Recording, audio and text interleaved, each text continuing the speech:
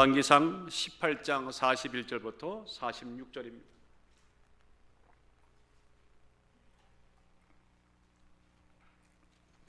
엘리야가 아합에게 이르되 올라가서 먹고 마시소서, 큰 비의 소리가 있나이다.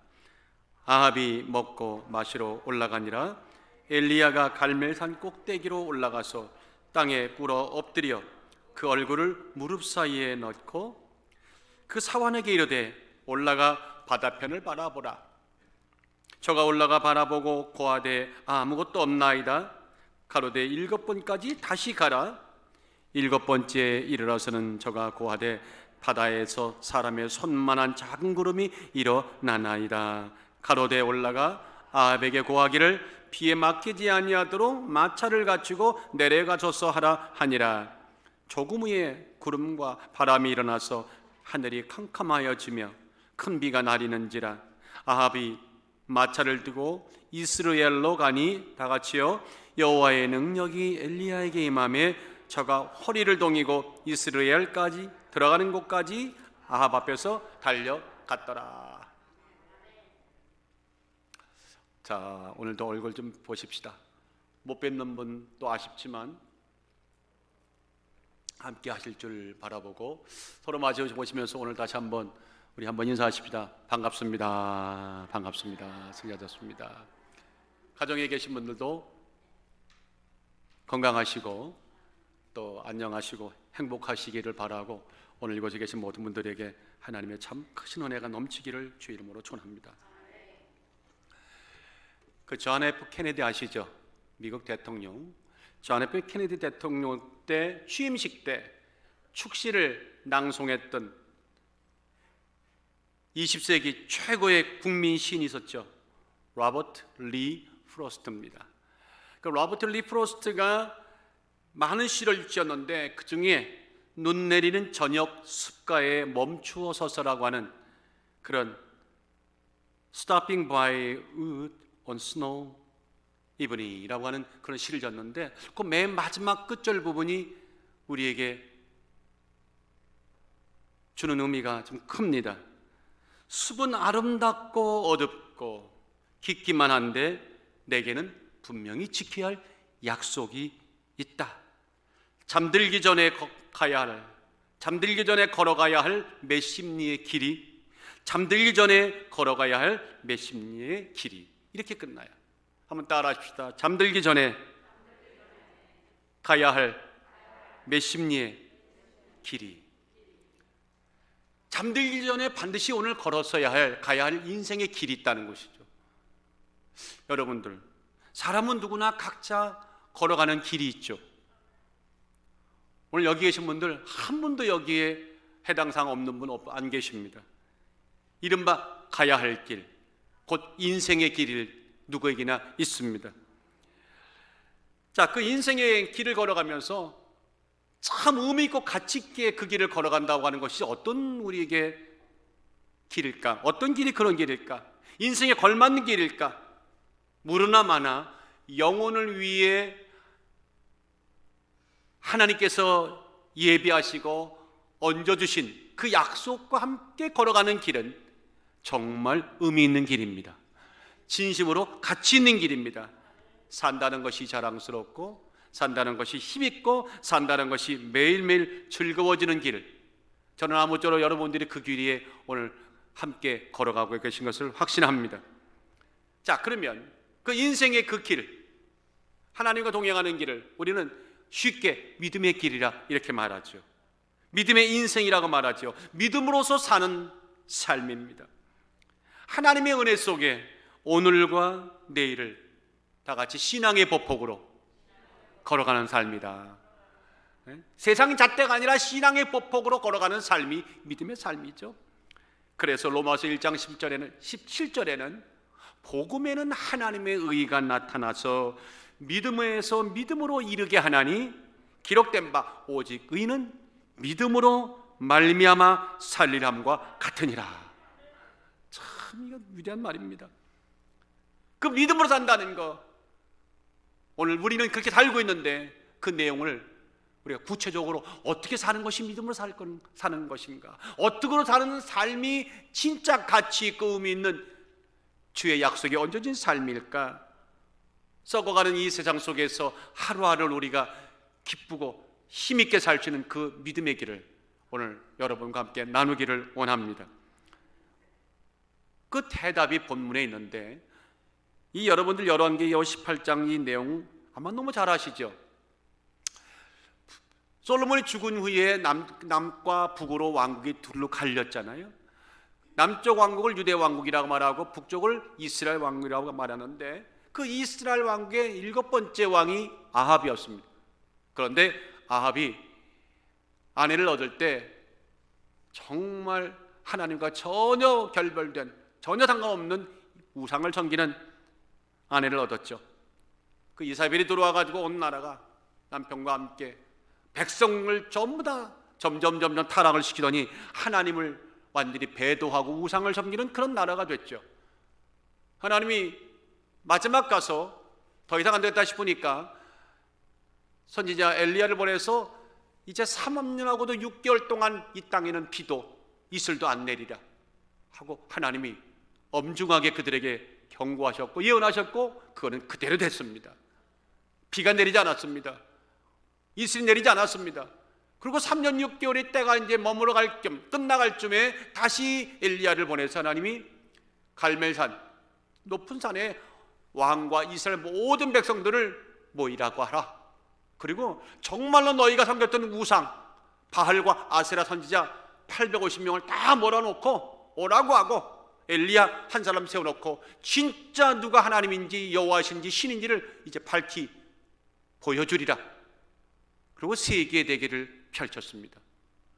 여러분들, 특별히 19절 24절의 이하에 쭉 보다가 38절에 가보면 하나님이 마지막 아세라 바알 선지자들이 못했던 것들을 엘리야를 통해서 보여주시면서 하나님을 드러내시죠.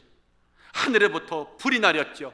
그래서 단을 쌓아놓고 거기다가 여러분들 아시잖아요. 나무를 쌓고 그 돌, 흙 거기에 그것도 모자라가지고 거기다가 물까지 갖다 부었는데 하나님의 불이 떨어지더니 그 도랑의 물까지 전부 다 핥아버렸어요. 아멘. 저는 이 대본 볼 때마다 늘 신나요. 결국 하나님이 참신인 것이 증명이 됐고, 그 일이 되자마자 두려워하는 그들 앞에서 엘리야는 말합니다.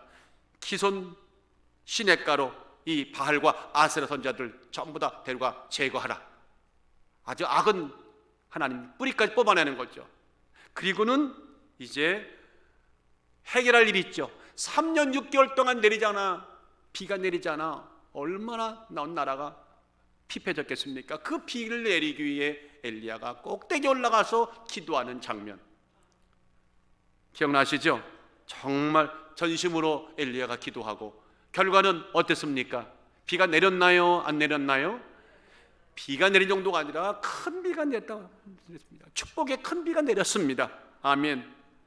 자, 이 내용 바로 본문의 내용이죠. 여기 내용을 가만히 면밀히 우리가 읽어가면서 묵상하다 보면 진짜 믿음으로 사는 삶의 그 의미와 실제 삶이, 구체적인 은혜가, 믿음으로 사는 보복으로 사는 그 삶이 뭔가에 대해 오늘 두 가지가 우리에게 주시는 교훈이 있습니다. 첫째는 이겁니다. 어떤 경우에도 실패를 두려워하지 말라. 하나님 안에 있다면 실패를 두려워하지 말라. 그리고 마지막 순간까지 끝까지 하나님을 믿고 신뢰하라. 하나님을 향해 얼마나 전심을 다해 얼굴을 두 무릎 사이에 놓고 기도하느냐가 결국 세상을 바꾸고, 아멘, 나를 바꾸고, 아멘, 우리 인생을 바꾸고 주변을 바꾸고 축복의 장마비를 가져온다. 여러분들, 무릎 사이에다가 얼굴을 파묻고 전심으로 기도하는 이 모습, 참 여러분들 참 생소하기 짝이 없는데, 제가 그래서 본 말씀을 읽으면서 오늘 이렇게 시작하려고 했었어요. 오늘 본문의 가운데 아주 우리에게 고개와 같은 요가를 보는 단 아주 신기한 장면이 하나 있는데, 여러분들은 어떤 장면이라고 생각하십니까? 라고 물으려고 했었어요. 근데 여러분은 알고 계세요. 42절이죠. 아합이 먹고 마시러 올라가니라. 왜 먹고 마셨습니까? 이제 아합에게 말합니다. 비가 올 겁니다. 그동안에 제대로 못 먹었을 텐데 충분히 드시오. 참 멋있는 얘기죠. 예. 그리고는 엘리야가 갈멜산 꼭대기로 올라가서 땅에 꿇어 엎드려 그 얼굴을 어디다가? 무릎 사이에 넣었다. 여러분들, 저는 이 말씀 설교할 때마다 정말 이게 도통이 이해가 안 되는데요, 얼굴을 두 무릎 사이에 파묻고하는 이 기도의 포즈가 쉽습니까? 어렵습니까? 이거 제가 해봤는데 늘 하는데 안 돼요. 허리가 안 굽혀져요. 그래서 참 부끄러웠어요. 이거 웬만큼 연습하지 않으면 여러분들 베들레헴이 사라져야 이게 가능해요. 훈련이 안 되면요 이게 될 수가 없어요. 그러면 성경이 말하는 주목하세요 하는 이 대목이 이런 고개와 같은 요가와 같은 그런 엘리야의 기도 모습을 여러분들 주목하세요, 자세를, 그 포즈를 좀 본받아 보세요, 이렇게 말하는 걸까요? 그렇지 않아요. 그렇게 기도 못하는 분들 낙심할 거 없습니다. 이 특별한 자세, 신기한 형태의 기도 자세가 성경의 주안점이 아니라 핵심은 뭐냐면 그렇게 기도했던 기도 자세 속에 깔려있는 엘리야의 마음, 중심, 동기, 마음의 어떤 그 영적인 자세에 주목하라는 겁니다. 하나님의 관심은 언제나요 드러난 우리의 삶의 행위에도 관심을 가지시지만 하나님의 더욱 큰 관심은 언제나 그 밑바닥에 깔려있는 여러분과 나의 참마음, 예배를 드리는 자세 아래 깔려있는 나의 시각과 시선과 마음이 흘러가는 곳, 거기에 하나님은 늘 주목하시는 줄 믿습니다. 그래서 에레미야 17장 9절에는 이런 말씀이 있죠. 만물이 만물보다 거짓되고 힘이 부패한 것은 마음이라. 얼마나 정확히 말하는지 몰라요. 사람의 마음은 만물의 모든 것보다 더 부패했다는 것이죠. 누가 능히 이를 알려마는 나 여호와는 심장을 살피며 폐부를 시험하고 각각 그 행위와 행실대로 보응하느니라. 부패한 인간의 마음, 아무도 거들떠보지 않는 그 마음을 그래도 보시는 분이 계시다. 우리 하나님이십니다. 그런데 왜 마음을 보십니까? 분명 말씀했잖아요. 마음을 테스트해서 시험하여서 각각 그 마음의 중심과 그로 인하여 드러난 행위와 행실 따라 하나님은 우리에게 좋은 것으로 어워드를 보상을 해주시겠다는 거 아닙니까? 자, 심장을 살핀다는 말은 분명히 우리가 알겠는데 이 폐부라는 말이 참 의아스럽습니다. 폐부란 말은 히브리 말로 킬리아란 말인데, 킬리아란 말은 콩팥입니다. 하나님 우리 콩팥을 보신다? 참 특이하죠? 왜 다른 거 보시지 않고 콩팥을 보시나요? 이거는 유대인들의 어떤 그들의 그 안에서 그들이 갖고 있는 어떤 사상에 관계되는 겁니다. 유대인들은 인간의 생각과 마음이 콩팥에서 나온다고 그렇게 생각했어요. 왜냐고 묻지 마세요. 그들이 그랬어요. 그래서 하나님은 콩팥을 보신다, 즉 그의 마음과 생각을 살피신다. 믿으시면 아멘. 자, 그런데 그 마음을 살피신 정도가 아니라 시험하신대요. 이 시험하다는 말은 바한이란 말인데, 바한이라고 하는 히브리 말은 테스트란 말도 있지만 try, 시도하다, prove, 증명하다, to examine, 진짜 달아보고 테스트하는 겁니다. 그런 아주 강력한 의미가 있습니다. 그러니 이 말을 결국 하는 말이 뭐예요? 하나님은 우리의 중심에 있는 마음과 생각을 달아보시는데 그것이 어떤 마음인지를 증명하시는 그 자리까지 도달하신다는 거예요. 한번 훑어보고 괜찮네 하는 것이 아니라 속속 깊이 있는, 나도 모르는 나의 마음을 그분은 끄집어내시고 그를 통해 하나님께서 때를 따라 복을 주시고 축복하시고, 믿으시면 아멘. 자, 그랬다면 그 하나님이 엘리야에게는 어땠을까요? 당연히 똑같지요. 예외가 아닙니다. 하나님이 그 엘리야의 그날 3년 6개월 동안 내리지 않은 비를 놓고 기도하던 그 기도하는 자세에 관심이 있었던 것이 아니라 저렇게 무릎 사이다가 얼굴을 박을 수 있을 정도로 저렇게 간절히 기도하는 저 마음에 무엇이 있는가를 하나님은 아주 세밀하게 집요하게 유심히 보셨습니다. 자, 그 엎드림의 기도가 말입니다, 어떤 의미가 있을까요? 무릎 사이에 얼굴을 파묻은 그 기도가 의미하는 것이 무엇일까요? 하나님이 보았던, 그 속에서 보았던 엘리야의 마음은 무엇이었을까요? 이렇게 말할 수 있습니다.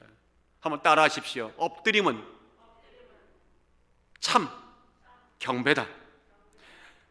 엎드리는 행위는요, 여러분들 쉬운 게 아니에요. 누군가가 엎드렸다고 하는 이야기는 그건 경배의 모습이죠. 무릎 사이에 얼굴을 파묻은 기도가 의미하는 것은 무엇일까? 자신을 한껏 낮추는 것이죠. 모든 영광을 어떤 경우에도 어떤 상황에도 하나님께 돌리겠다고 하는 그런 아주 비장한 각오죠.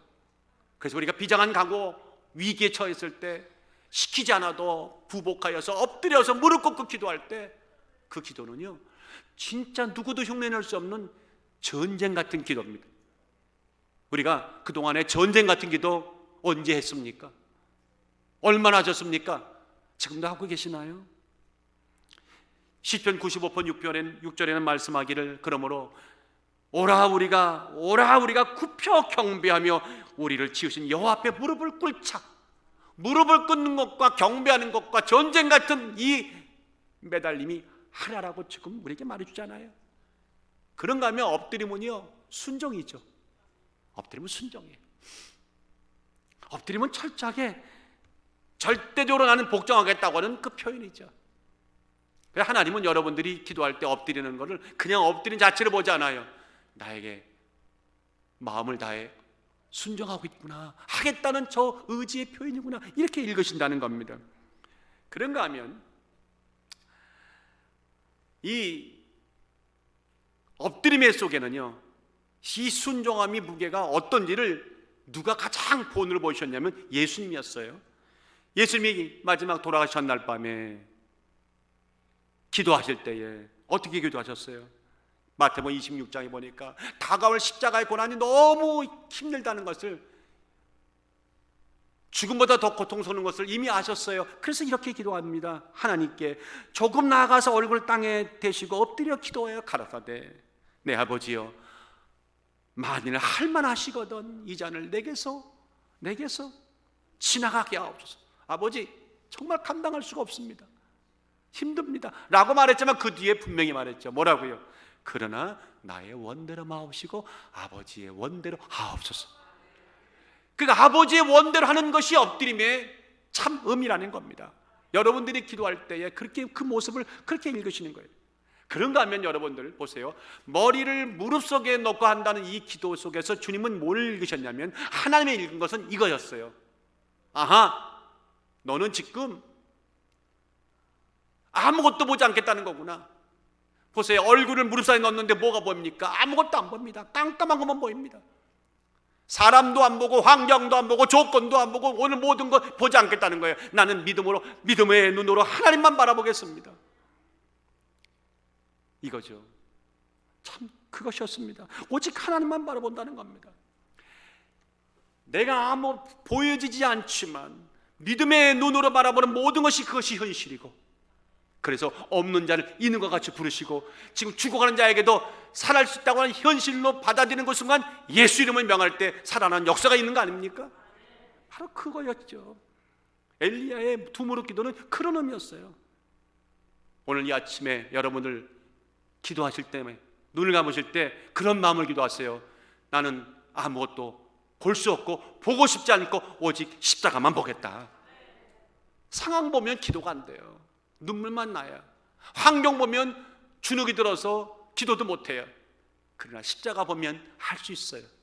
십자가는 더하기 아닙니까? 그런 뜨거운 마음, 그런 시선, 그런 패부가 아직도 여러분들 지금 살아 넘치시고 계시나요? 예? 여러분이 한번 대답해 보세요. 아직도 자주 살아 넘치고 계세요? 그것이 여러분의 일상이고 늘 자연스럽게 기도할 때 나타나는 모습이라고 저는 확신합니다. 그렇게 되기를 확신합니다. 그렇게 되기를 축복하고 기원합니다. 근데 아멘 제대로 못하는 이유는 뭐냐면 이것이 쉽지가 않다는 거예요.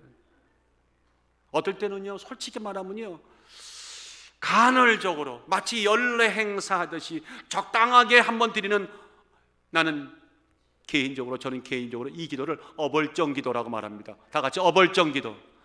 하는 것도 아니고 안 하는 것도 아닌 이 어벌정 기도에 오늘 여러분들이 잡혀 있다면 아무쪼록 시간과 상관없이 단 1분을 드리더라도 내 온 전심을 드릴 수 있는 그 전심의 기도가 여러분에게 피어나기를 예수 이름으로 축원합니다.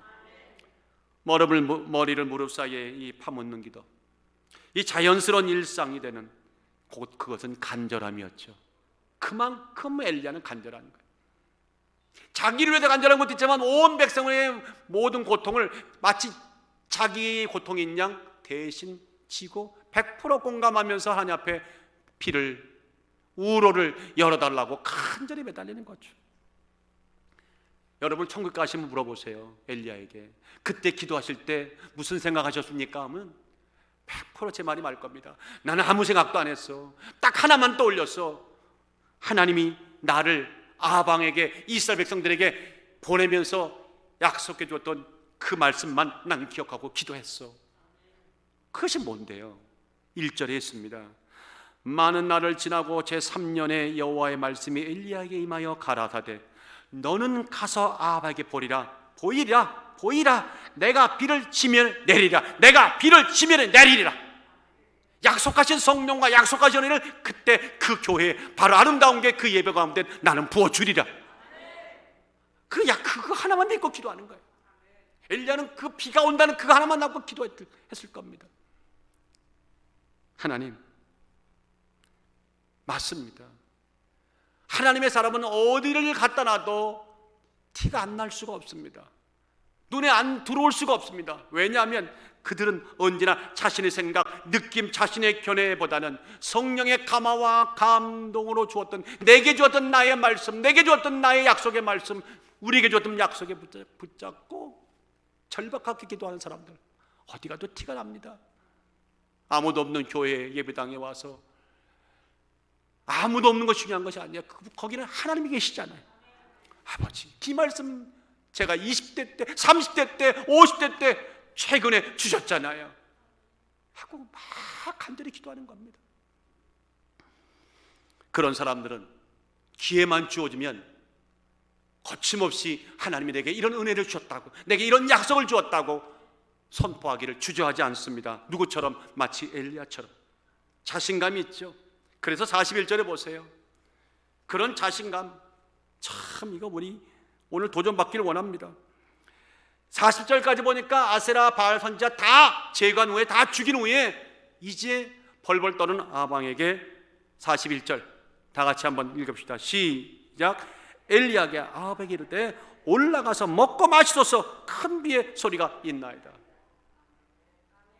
벌벌 떠는 아방, 이 정말 하나님이 참신이었구나 하고 진짜 어쩔 줄 모르는 그에게 딱 다른 얘기 안 했습니다. 하나님께서 이 시간 비를 3년 6개월 주신다. 이 말은 아방에게 너 이놈 하는 것보다 더 무서운 말입니다.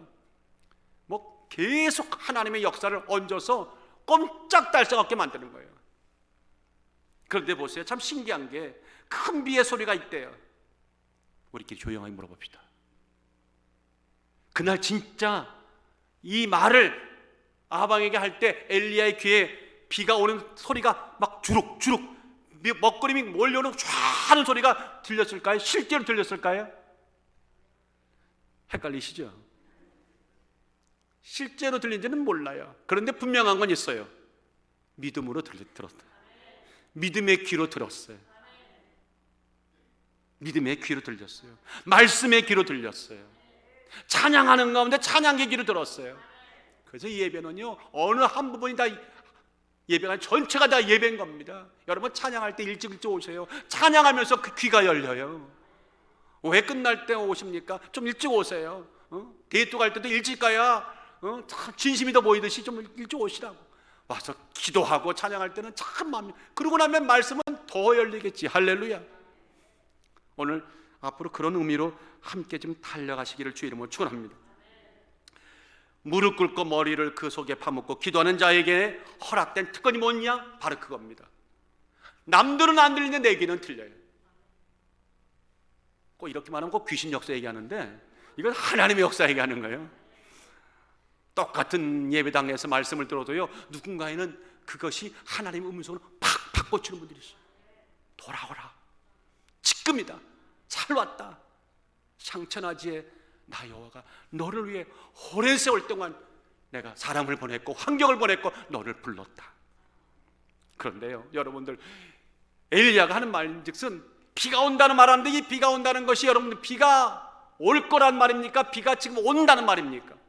지금 온다는 거예요. 시제가요, 현재예요. 공수빛 뜨는 게 아니에요. 시제가 현재예요. 막연히 비가 올 거야 하지 않고 지금 곧 당장 즉각 하고 현재 사건으로 선포해 버리는 거예요. 야, 이거 참 대단한 일이잖아요. 당장 귀신 떠나갈 지어다, 떠나갔습니다라고 선포하는 것과 떠나갈 것이라 선포하는 것과 다르잖아요. 지금 당장 나갔다는 거예요. 이런 어찌 보면 굉장히 위험한 선포일지 모르겠지만 그만큼 자신이 있죠. 엘리야의 기도는 하나님의 약속을 기쁨으로 영접하고 환영하는 기도입니다. 당장 요구하는 기도입니다. 여러분들 보세요. 어떤 분들은 그래요. 아니, 하나님이 다 주실 텐데 왜 기도합니까? 왜 당장 현재 시점으로 기도합니까? 여러분들, 저에게 묻지 마세요. 성경이 그렇게 하라고 그랬어요. 저랑 씨름하지 마세요. 성경이 그렇게 말해요. 에스겔서 36장에 보니까 이렇게 말해요. 나 여호와가 말하였으니 이루리라. 주 여호와가 말하노라. 그래도, 다 같이 그래도 이스라엘 족속이 이와 같이 자기에게 이루어 주기를 내게 구하여야 할지니라. 내가 준다고 하였지만 그래도 너네 가만히 있지 마라. 기도하라. 내게 구하라. 그것이 너의 할 일이야. 그러니까 이제 저랑 씨름하지 마세요. 내가 그들의 인수로 양떼같이 많아지게 하리라. 그들의 가족들을, 과거에는 가족이 사람 숫자가 경제력 아니었어요. 그들을 많게 하리라. 한마디로 말하면 모든 삶을 내가 해결해 주겠다는 거 아니에요. 엘리야의 믿음이 바로 이거였죠. 엘리야는요, 오늘 당장 즉각적으로 하나님이 하신다는 이야기, 그 시점으로 이해하는 거예요. 하나님의 응답 주심에 대한 확건 확신이, 이 놀라운 확신이, 그래서 우리가 읽을 때마다 도전을 받게 되고 부끄럽게 되는 것이죠. 자, 그럼 봅시다. 즉각적으로 오늘 하나님께서 비를 내리신다고 선포를 하는 순간 하나님이 그 말씀을 들고 어떤 결과를 주셨을까요? 자, 45절 봅시다. 시작. 조금 후에 구름과 바람이 일어나서 하늘이 캄캄해지며 큰 비가 내리는지라. 큰 비가 내리는지라. 오늘 아침부터 계속 그냥 찌푸둥하더라고요. 구름이 크게 있더라고요. 오늘 같은 날 설교하기 좋은 대목입니다. 참 적절한 편이에요. 현재적으로 기도했더니 하나님은 현재적으로 응답해 주시더라고요. 두 사람만 아멘 했어요. 현재적으로 기도하면 현재적으로 응답 주신다. 위대한 하나님의 일이 즉각적으로 지금 여기라고 하는 현재 시점으로 현재 현장에서 일어났다는 것. 하나님은 이렇게 일을 하시죠. 그러므로 이렇게 말할 수 있어요. 현재 시제의 기도와 확신으로 무장된 자, 구하는 자에게는 하나님은 어김없이 현재적 시점으로 현재적 현장에서 역사하신다. 오늘 이 시간 말씀을 드리면서 여러분 마음속에 이제까지 해결되지 못했던 것, 또 어떤 육체적인 질병으로 혼자 고민하는 것이 있다면 마음속으로 이 시간 하나님이 말씀 놓는 가운데 아멘하는 순간에 현재적으로 응답하신다고 믿으시기를 주의 이름으로 축원합니다. 정말 하나님은 그대로 하십니다. 또 하나 46절 한번 보세요. 아주 굉장히 흥미로운 제목이 나와요. 우리 한번 읽어볼까요? 시작. 여호와의 능력이 엘리야에게 임함에 저가 허리를 동이고 이스라엘 들어가는 곳까지 아합 앞에서 달려갔더라. 여러분 이 말씀이 이해가 되세요? 이런 얘기죠. 비가 오는 순간에 엘리야가 허리띠를 탁 졸라매더니 그 폭우를 뚫고 이스라엘이 아닙니다. 이스라엘입니다. 지역입니다. 이스라엘로 달려가는 아합의 마차보다 더 빨리 뛰어서 마차 앞에서 막 손짓을 하면서 폭우를 뚫고 달려갔다는 거예요. 어떤 장면이 그려지시죠? 야, 여러분들, 폭우가 쏟아지는데 마차보다 먼저 달리면서 빨리빨리 오라고 막 소리하는 그 영화 같은 장면. 어찌 세상에 이런 일이? 여러분들, 이 갈멜산에서 이스라엘까지는 꽤 먼 거리입니다. 근데 그 먼 거리에도 아랑가다지 않고 빗줄기를 맞아가면서 마차 앞에서 달려나갔다고 하는 거, 이 내용을 제대로 여러분들 읽으셨는지 모르겠어요. 이거 정말 눈이 휘둥그레질 이야기입니다. 자, 보세요. 제가 지금 지도를 보여줄 수가 없는데, 갈멜산은 이스라엘 그 지도를 보면 서북 쪽에 있습니다. 거기가 아셀 지파 땅입니다. 그리고 아셀 지파 땅 아래 이스갈 지파 땅이 그 아래 수볼론 지파 땅이 있죠. 그 갈멜산은 아셀 지파, 그 바로 아래가 스볼론 지파 땅, 그리고 그 아래가 이스갈 지파 땅인데, 이스갈 지파 땅 중에서도 저 남쪽으로 쳐져 있는 것이 이스라엘이에요. 그러면 세 지파가 소유한 그 땅을 통과할 정도로 그 길이가 만만치 않다는 거예요. 여기 달려갔다는 얘기가 100m, 50m 이 정도가 아니라는 거예요. 그 많은 거리를 마치 마라톤 하듯이 빗속을 통과하는 그 말도 안 되는 드라마 같은 그 광경이 펼쳐졌어요. 자, 이거를 설명할 수 있는 방법은 딱 하나예요. 하나님이 역사가 임재하면, 하나님이 주시는 힘이 임재하면 이 능력이 일어난다는 거죠. 흡사 모세가 120에 하나님이 불러받을 때에 눈도 흐르지 않고 기력도 세하지 않았다는 그 말과 동일한 거예요. 자, 이런 하나님이라면 오늘 여러분이 갖고 있는 육체의 연약함들 지금 기도하는 가운데 나도 그런 은혜 받기 원합니다, 하나님 그런 은혜 주옵소서 간절히 기도할 때 더불어 하나님이 안 주시겠냐는 겁니다. 이게 믿음이죠. 이게 믿음입니다. 설명하는 가운데도 성경은 계속 이렇게 말합니다.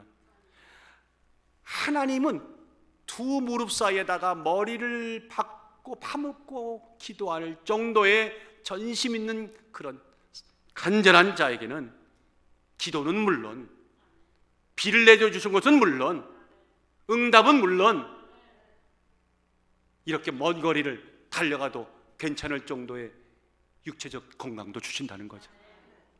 오늘 전인적인 오늘 축복이, 그래서 오늘 여기 계신 분들 잘 오셨습니다. 지금 예배 안에 들어와 계신 분들, 지금 유튜브를 통해서 예배 안에 들어와 계신 분, 여기 계신 분 모든 분들 정말 잘 오셨습니다. 오늘 아주 여러분들 대박 나는 날입니다.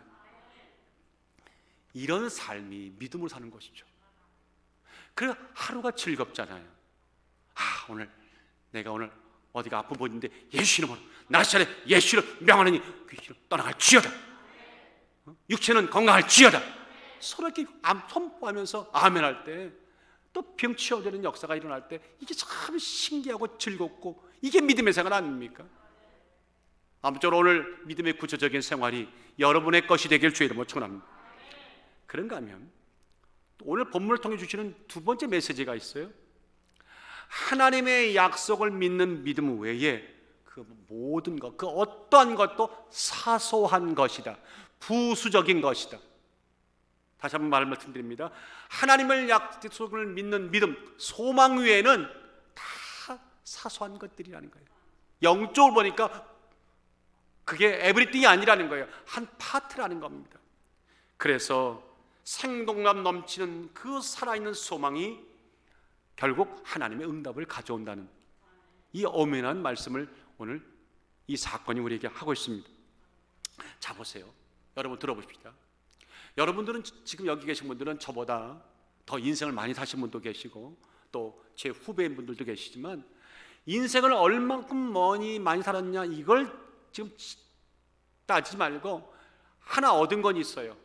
어떤 인생일지라도 그 인생에서 핵심적인 것과 부수적인 것, 진짜 중요한 것과 사소한 것을 잘 분별하는 것만큼 인생에 성공할 수 있는 지름길이 있나요? 진짜 이게 핵심인데 여기다가 땅 파지 않고 엉뚱한 것에서 계속 3년 6개월 땅 파보세요. 그거 참 허망한 거잖아요. 그래서 어떤 대화를 할 때나 어떤 일을 할 때 이것이 핵심이야, 그건 모든 면에 마찬가지잖아요. 그것이 참 중요합니다. 그래서 핵심을 찾아내서 그것을 삶에 접목시키고 우리가 앞으로 나갈 때 참 일들이 수월해지는 것을 너무너무 겪게 됩니다. 그런 점에서 보면 많은 사람들이 이런 유사한 얘기를 했어요. 자, 2000년 전에 고대 그리스의 아테네 정치가였던 페리클레스가 세상 사람들에게 이런 얘기를 했어요. 친애하는 친구들이여, 제발 부탁합니다. 사소한 일에 목매지 마십시오. 페리클레스만 그 얘기했어요? 여러분과 내가 늘 하는 얘기가 그 얘기 아닙니까? 프랑스 작가 앙드레 모르오가 이와 비슷한 맥락의 말을 또 했습니다. 잘 들어보세요. 사람들은 종종 별것도 아닌 일에 이성을 잃고 화를 내고 사소한 것에 집착한다. 그래야 안 그래요? 그래요. 이 세상에서 겨우 몇십 년을 살 뿐이면서 의미 없는 일 때문에 너무나 귀중한 시간을 낭비하고 있다. 이것이 인간의 문제점이다. 그건 아닙니다. 그러므로 가치 있는 행동과 감정과 위대한 생각과 참다운 애정과 영원한 사명의 인생을 데디케이트 바치십시오. 참 멋진 말이에요. 이 영어 원문은 더 멋진데 제가 번역을 이렇게 했습니다. 사소한 일 때문에 우리가 참 너무나 중요한 걸 잃어버릴 때가 많아요. 가령 보십시다. 오늘 아침에 교회 오는데 평안히 오셨어요? 여러분 오늘 올 때 아무 일 없으셨어요? 꼭 뭔가 영적으로 하려고 하면 이상한 일이 벌어져요. 아침에 기쁜 마음으로 교회를 가려고 하는데 누군가 와서 아주 작은 시비를 걸었어요. 자, 그런데 이것이 핵심이 아니라면 그냥 거기서 털었어야 돼. 그런데 이게 잘 털려 안 털려요? 안 털리고 여기에 은근슬쩍 남아있는 거야. 그래서 교회에 들어오면서 사람을 보면서도 뭔가가 기분이 찝찝하다 보니까 그 여파가 얼굴에 드러나고 말씨에 드러나고 행동에 드러나서 주변 사람과 원천 이게 내가 아닌데 자기도 이거 아닌 거 하면서 뭔가가 시비가 벌어지고 말다툼이 벌어지고 그래서 급기야 그 작은 일이 번져 복잡한 일로 일어날 때가 종종 있는 게 아니라 참으로 많이 일어나죠. 가정에서 일어나요. 사모님 빙그레 웃는 거 보니까 지금 나를 쳐다보면서 의미심장한 미소를 짓고 있는데 다 그래요. 저도 알아요. 이게 뭐냐면요, 이제는 분명히 우리가 좀 아는 것을 정돈할 필요가 있어요. 사소한 거 하나 때문에 정말 귀중한 걸 놓쳤다면 이것처럼 어리석은 게 어디 있겠습니까? 사소한 것 때문에 놓치지 말아야 할 걸 놓쳤다면 우리는 참으로 어리석은 하루를 보내는 겁니다. 누군가 그렇도록 살고 싶었던 하루, 누군가 그토록 죽어가면서 하루만 더 살았으면 좋겠다고 말하는 하루를 그 작은 일 때문에 나는 그냥 무의미하게 흘려버리고 놓쳐버리고 그냥 그 기분 때문에 하루가 아무 일도 못한 채 흘러간다면 이거 참 얼마나 안타까운 일입니다. 안타까운 일입니까? 그런데 이제는 우리는 영적으로 파악해 봅시다. 그 모든 그 사건 만드는 모든 이 일들이 우연이라고 생각하십니까? 아니죠. 그 뒤에 아주 잔인한 미소를 짓고 있는 어떤 누군가가 보이죠. 누구예요? 그건 마귀예요. 탁 던지는 것이요. 우리 약한 몸을 탁 한번 꼬집어 보는 거지요. 그런데 우리는 덥석 물어버리고는 우리가 정말 가야 할, 그래서 교회 오던 길을 에이 오늘 기분 나빠, 오늘 교회 가라는 뜻이 아닌가 봐. 뭐 언제가 교회 오는 날입니까? 아이 나중에 손 없는 날 가야지. 그리고 그냥 집을 확 가봐버려요. 그때 하나님이 하늘에서 야 이 친구야 이런 답답한 일 있나, 그게 마귀의 공작이어서 그걸 넘었어야 돼 하고 가슴을 만지시겠어. 근데 오늘 여러분들 여기 오셨잖아요. 너무너무 잘하셨어요. 서로 한번 마주보시고 참 잘하셨어요. 참 잘하셨어요. 다 같이 고맙습니다. 시작. 고맙습니다. 또 이러고 나갈 때 이제 뒤에 한번 또 마귀가 장난칠지 몰라요. 그때도 오늘 누가 시비를 걸고 들랑 예수 이름으로 하고 승끝까지 승리하세요. 꼭 은혜 받고 갈 때 다 털어먹고 가더라고. 사소한 일에 우리 영혼이 묶이고 매일 빛바랜 인생을 살기를 원하는 사람은 한 사람도 없습니다. 하나님이 원하시는 바가 아니올시다. 아닙니다. 그러면 오늘 본문에 봅시다. 엘리야는 핵심적인 것과 사소한 것을 잘 분별했을까요? 그래서 사소한 것은 버리고 핵심적인 것을 잘 붙들었을까요? 한번 보십시다. 자, 41절을 보니까, 다시 한번 41절을 보니까 엘리야가 아합에게 말하기를 올라가서 먹고 마시소서, 큰 비의 소리가 있나이다 그랬어요. 저를 보세요, 여러분들. 아합 왕이요, 3년 6개월 닫았던 비가 곧 올 것입니다.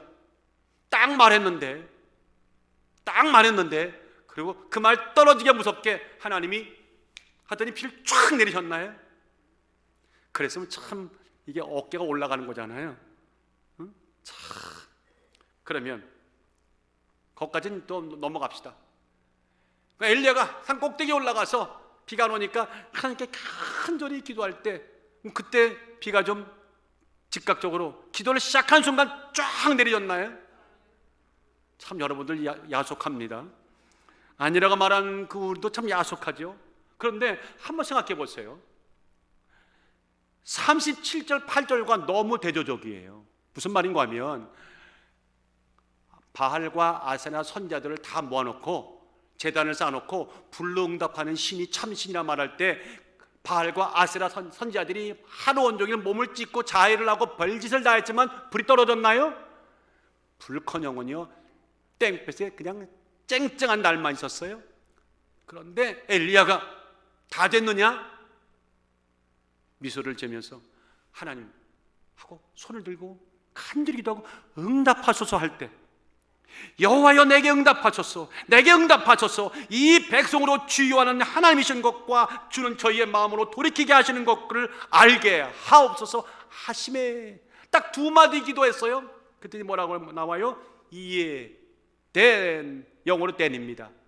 그 두 기도가 떨어지자 무섭게 여호와의 불이 내려서 그 제단을 샥 핥아버렸잖아요. 지금은 아멘 하시네. 그때는 말이 두 마디 하자마자 불이 떨어져 가지고 탁 핥았는데 이제는 폼나게 그 하나님이 비를 내려주실 겁니다 딱 말했는데 비가 내려 안 내려요? 조금 스타일 구기는 거죠. 좀 당황하지 않겠어요? 엘리야가 좀 이게 뭐지? 그리고 올라가서 기도했는데 기도해도 비가 좀처럼 내리지를 않는 겁니다. 정말로. 자, 그러니까 엘리야가 그때 어떤 행동을 취했을까요? 우리 같았으면 아마 입이 한 지방 나오면서 하나님 누구 지금 망신시키시는 겁니까? 여기까지 끌고 오셔가지고 이게 뭡니까? 하고 다 입이 쭈뼛쭈뼛 거릴 텐데 엘리야가 그 순간에 딱 깨닫는 것이 있었어요. 부수적인 것과 핵심적인 것을 구별해야겠다는 그 마음이 들었을 거예요. 이걸 어떻게 알 수 있냐면 비가 내리지 않으니까 엘리야가 취한 행동이 뭡니까? 사환에게 뭔가를 지시했어요. 뭘 지시했어요? 바다 위에 구름이 몰려오는, 비를 몰고 오는 구름이 있나 보라. 자, 43절 상반절에 보니까 한참을 기도하던, 그냥 전체를 읽을게요. 43절을. 그 사환에게 이르되 올라가 바다편을 바라보라. 41절까지 꼭대기에 가서 결심히 기도했어요. 무릎을 쌓이다가 머리를 박고 기도했는데, 그리고 사원에게 가서 보라 했더니 있어요 없어요? 비구름이 몰려왔답니까? 아무것도 없답니다. 너무나 더 당황스러웠을 거예요. 그러니까 거기서 자, 엘리야가 한 멋진 말이 하나 있습니다. 흉내못 얘기가 있습니다. 이게 여러분과 나와 우리와 엘리야가 다른 것던 거예요. 자, 같이 7번까지 다시 가라. 시작. 7번까지 다시 가라. 야, 불로응답할 때는 즉각 응답 하시더니 비를 내린다고 할 때는 하나님이 비를 안 주시고 시간을 끄시는 이 과정 속에서, 자, 엘리야도 똑같은 우리의 성정을 가진 사람입니다. 낙심 안 됐겠습니까? 이게 뭐지? 당황스럽지 않았겠습니까? 그런데 우리와 달랐던 것이 뭐냐면 그때에 이게 뭐지 했던 것이 아니라 그래도 7번까지 가라. 7번까지 가라. 여러분들, 이게 핵심이에요. 자, 부수적인 것, 비가 안 내렸어요. 그러나 그 상황 속에서 묶이지 않았어요. 핵심은 비가 올 거라는 핵심을 놓치지 않는 거예요. 7번까지 가라는 거예요.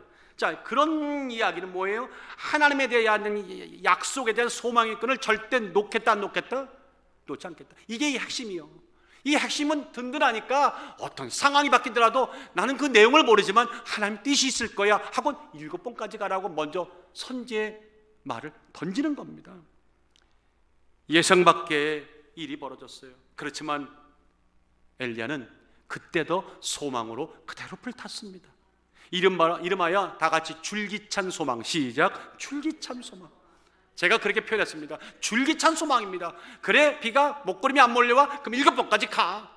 만약 7번 갔는데도 안 왔다면 분명히 말했을 거예요. 그러면 더 7번 더 가봐. 분명히 그렇게 말했을 거예요. 변함없는 소망이죠. 그래서 제가 설교 노트에다가 이렇게 적어놨어요. 소망이 부적이다. 다 같이 소망이 부적이다. 시작. 소망이 부적이다. 팬데믹 때문에 좀 교회가 군데군데 자리가 많이 비잖아요. 어느 교회나. 그래도 이 환경 보는 것이 아니라 소망이 부적이다. 소망이 현실인 겁니다. 정말로 하늘과 땅 사이 간격만큼이나 엘리야와 우리가 다른 게 이거였죠. 실로 핵심을 놓치지 않았어요. 하나님의 약속 끝까지 놓치지 않았어요. 환경, 상황, 그건 부수적인 거야. 여기 속지 말자. 자, 질병을 놓고 기도했습니다. 큰 질이 됐어. 그리고 딱 있다가 안 아픈가 했더니 아파. 큰 또 기도했어요. 아파 안 아파? 아파. 그러면 됐던 거래. 역시 하나님이 그리고 혼자 합리화해. 나중에 고쳐주실 거야. 그리고 기도 끝내요. 우리가 늘 그랬잖아요. 설령 고쳐주지 않는다 하더라도 그것조차도 하나님께 맡기고 내가 상황에 굴복하지 않길 주의 이름으로 축원합니다. 뜻이 있겠지만 나는 소망 놓치지 않아. 이게 중요한 거예요. 엘리야는 그 부수적인 것과 핵심을 잘 분별했어요. 그리고 소망을 택했습니다. 여러분, 하나님이 얼마나 기쁘셨겠어요? 로마서 15장 13절에 보세요. 하나님은 무엇의 하나님이라고요? 소망의 하나님이잖아요. 소망의 하나님이 모든 기쁨과 평강을 믿음 안에서 너에게 충만케 하사 아멘. 성령의 능력으로 소망이 넘치게 하시기를 원하노라. 시편 147편 10절에는 말씀합니다. 여호와는 달리는 말에 힘을 의지 즐거워하지 아니하시며 사람의 다리도 기뻐하지 아니하시고 세상의 물질과 모든 조건이 좋은 것을 하나님 바라보지 않는다는 것이죠. 그것이 관심이 아니라는 겁니다. 그럼 뭐가 관심 있냐? 자기를 경외하는 자와 그 인자하심을 따라 바라는, 즉 소망을 놓지 않는 자들을 기뻐하시는도다. 여러분, 어떤 가운데도 정말 믿음 안에서 소망 놓지 않기를 주의 이름으로 축원합니다. 한 얘기를 하나 드리고 싶습니다. 제2차 세계대전 후에 독일은 완전히 폐허가 됐죠. 완전히 폐허로 변했습니다. 독일이 다시 일어날 거라고 하는 누구도 생각 못했어요. 그런 그때에 한 사회학자가 조수를 데리고 지하실에 살고 있던 어느 독일 한 가정을 방문하게 됐답니다. 그리고 인터뷰를 이렇게 쭉 하고 마치고 돌아오는 거예요. 돌아오는 길에 사회학자가 그 조수에게 물었어요. 여보게, 지금 독일이 제2차 세계대전으로 완전히 패망을 했는데 오늘 인터뷰를 마치고 돌아오면서 당신은 어떤 생각이야? 이 나라가, 여기 독일 사람들이 나라를 재건할 수 있을 것 같아? 하고 물었어요. 그랬더니 조수가 말하기를, 아유 스승님, 어려울 것 같습니다. 그러자 사회학자가 웃으면서 이렇게 말했어요. 나는 그렇게 생각하지 않아. 나는 오늘 인터뷰를 마치고 그런 생각이 안 들었어. 독일인들 반드시 곧 일어날 걸세. 그러니까 조수가 왜요? 어째서요? 무슨 이유로요? 하고 물었어요. 그랬더니 사회학자가 그때서 이런 말을 합니다. 자네 아까 인터뷰하던 그 집 어두운 지하실 그 방에 들어갔을 때 그 탁자 위에 뭐가 보이던가? 그 탁자 위에 그 생화가 꽂힌 꽃병 말씀하신 건가요? 그때서야 그 스승이 말합니다. 바로 그걸세. 국난을 당한 상황에서도 여전히 탁자 위에 꽃 한 송이를 놓아줄 수 있는 저 민족이라면, 저 마음밭이라면 이 나라는 곧 일어날 것이에요. 재건될 것이에요. 이 한 나라를 두고 어느 지층에서 독일을 지칭하는 말이 아닙니다. 어려운 가운데도 그 탁자 위에다가 살아있는 꽃 하나를 꽂을 수 있는 그런 마음의 여유와 그런 소망 있는 민족이라면, 나라라면, 국가라면, 교회라면 반드시 일어납니다. 그것이 믿음 안에서 이루어졌다면 그건 누구도 말릴 수 없습니다. 왜? 하나님이 그곳에 힘과 원동력이 되는 불을 붙여 주시기 때문에 그렇습니다. 세상 일도 그런데 영적인 일은 뭐 말할 것도 없죠. 엘리야의 확신과 소망은 그에 되게 한 능력이죠.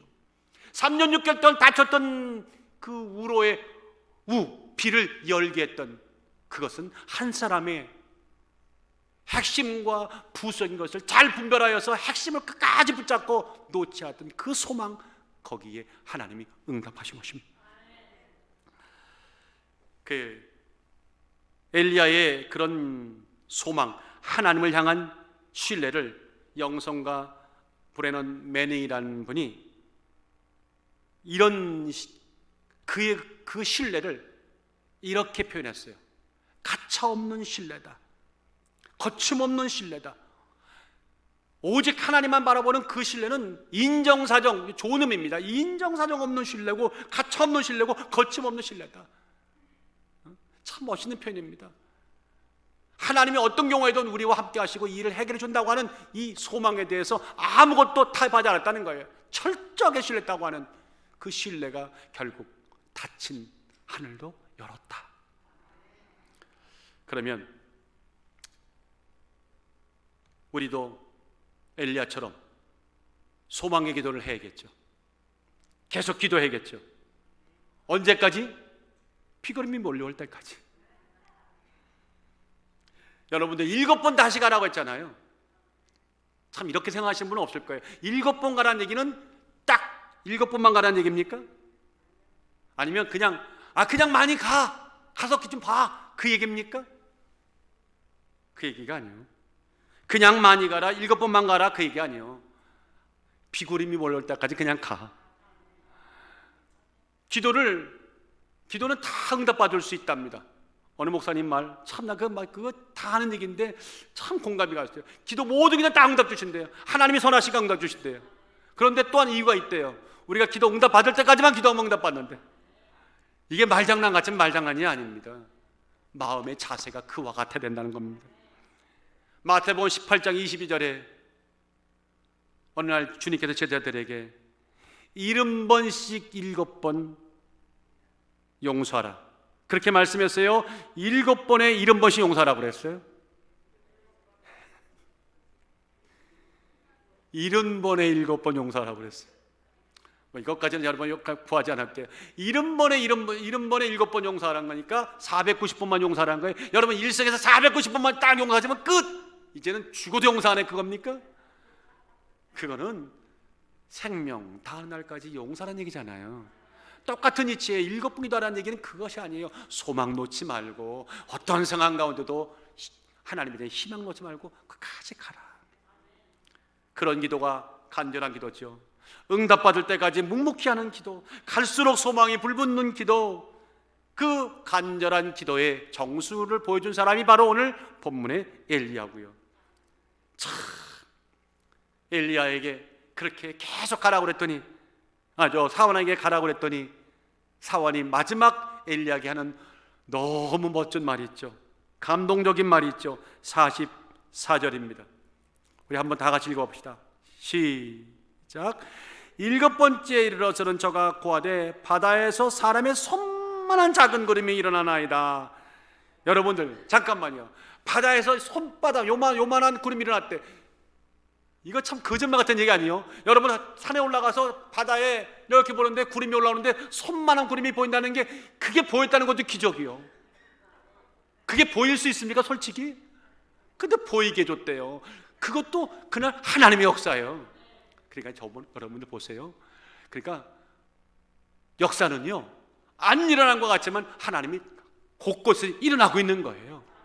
우리 마음만 향하고 있으면 남이 못 볼 것을 보고, 남이 못 들을 것을 들고, 남이 못 만들 것을 만드는 하나님의 역사는 운전대를 잡을 때나 집에 있을 때나 어디를 갈 때나 항상 동행하십니다.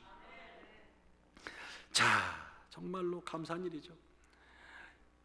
하나님이 앞에 이렇게 저돌적인 기도, 저는 맹랑한 기도라고 적어놨는데, 이 맹랑한 기도를 드리는 이 은혜가 오늘 우리 아름다운 게 꼭 필요합니다. 오늘 이 말씀을 들으시는 분들에게 꼭 필요합니다. 이 맹랑한 기도, 끝까지 물속에다가 머리 박고 응답될 때까지 손바닥만한 자구림이 바다에 있는가 있다고 하는 그 말에 기도를 멈출 수 있는, 이게 응답받았다고 기도를 멈출 수 있는 이런 자신감 있는 기도가 여러분에게 꼭 있으시기를 주 이름으로 축원합니다. 서로 마주 보시고 맹랑한 기도의 마스터가 되십시오. 시작. 맹랑한 기도의 마스터가 되십시오. 사랑하는 여러분들, 주일마다 강단에 주시는 말씀은 이론이나 학설을 말하는 것이 아닙니다. 과학을 말하는 것이 아닙니다. 의학을 말하는 것이 아닙니다. 법률을 말하는 것이 아닙니다. 살아계신 하나님의 말씀을 말하는 것입니다. 나누는 것입니다. 갖다 전달하라는 말씀을 거침없이 또 나누는 것입니다. 오늘 하나님께서 우리에게 주신 말씀이 있습니다. 이 어려웠고 위험하다고 말하는 이 시대에 정말 당신들에게 믿음으로 사는 모습이 살아있는가? 성령께서는 매 시간 도와주시려 하는데 이제 마음을 열고 본문을 통해 두 가지를 건지라는 겁니다. 실패를 두려워하지 말고 끝까지 나를 의지하라.